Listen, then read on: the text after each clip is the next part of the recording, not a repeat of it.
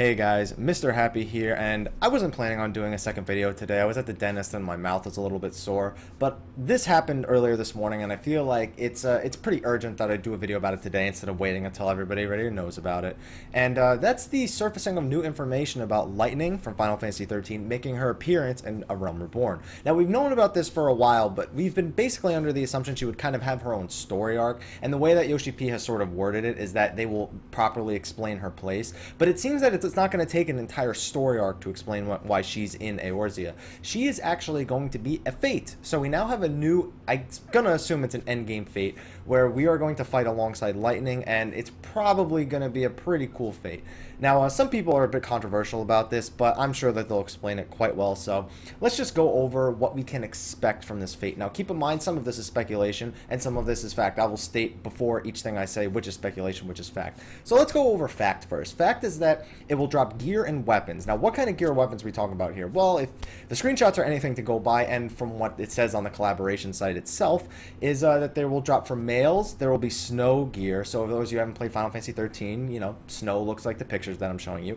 And females will get gear that models them after Lightning. So we don't know much about this gear and how effectively useful it is.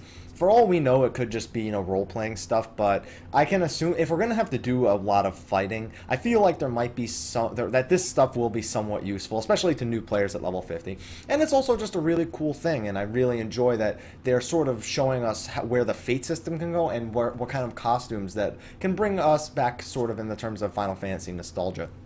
Now, there will be a weapon for each job. Keep in mind, though, that the Arcanist weapon will work for both Scholar and Summoner. You can see all the weapons here. Now, one thing to reckon, though, is that I see a shield. I mean, I see a sword, but I don't see a shield. So I'm assuming that it's just the sword weapon that you're going to get, which I guess makes sense. It's not really a big deal that you get both a sword and a shield, although it would have been kind of cool.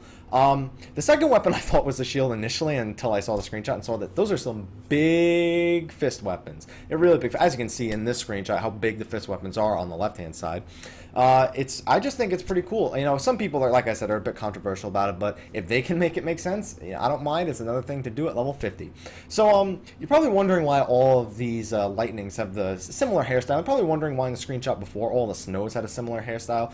Well, according to the collaboration site, when you put on the full set, you sort of take on some of the aspects of Snow and Lightning, and that includes their hair color and general, not really hairstyles, as you can see in the other screenshot. I'll bring that one up right now. Like some of the Snows here have a beard, but their beard has taken on the color of Snow's hair, like the thick beard. And those of them who don't have, you know, Snow's, you know, basically just the color of the hair is really the only thing that matters. I think the style is not a big deal. Although in the one Tar, it does look like the one Lalafell does have Lightning's hairstyle completely. So it's pretty cool that the hair is going to change too. It's a complete like immersion sort of costume thing, and I really hope it does have some decent stats for new level 50s at the very least. Now this brings up a very interesting point about Fates, because a lot of people, you know, ask me, are Fates going to drop gear? Are Fates going to drop gear? This is a perfect example of, yes, Fates will drop gear. We can expect similar things from Odin and Behemoth. In some of the videos that Square Enix has released, we have seen a Sleipnir barding for your chocobo, and for those who don't know, Sleipnir is, it's Odin's horse. And Behemoth, I'm sure we'll see a few things, so we can expect some Fates with some decent gear. I don't expect it'll be raid tier gear, but I expect it'll be nice entry-level gear alongside of your 4-man dungeon gear. So definitely, guys, be ready to do some Fates when you hit level 50, because it looks like you're gonna get some gear from it. Just be prepared to die if you're not like really prepared for these Fates.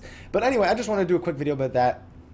If you want my opinion about Lightning, I've said it like 3 times already, but I'll give you a more elaborate opinion.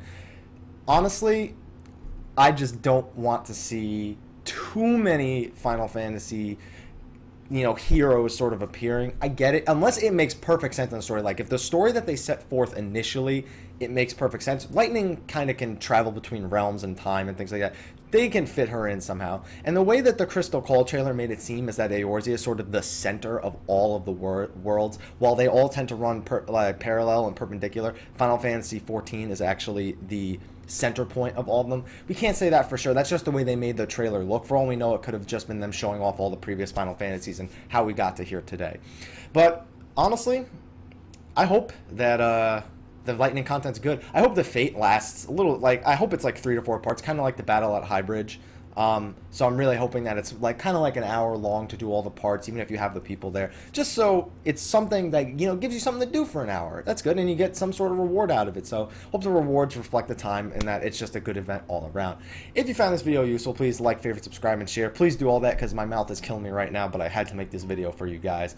Also, check out my Facebook at www.facebook.com/MrHappy1227. You can go there and you can get more information about stuff like this. Feel free to share your screenshots. Speaking of screenshots, if you would like to send me your fan art or screenshots from Final Fantasy XIV to do a weekly reel, there's an email in the description below, happyfanart@gmail.com. You can send them there and I'll try to include them in a video at some point. And finally, if you'd like to donate to my YouTube channel, there's a link in the description below. There's a link for donating to me, and there's a link to donating to charity. If you need details about it, I'll give you some formal details about it. Just send me a message. I'd be glad to explain it. But anyway, guys, thank you for watching. Tune in next time. Take care.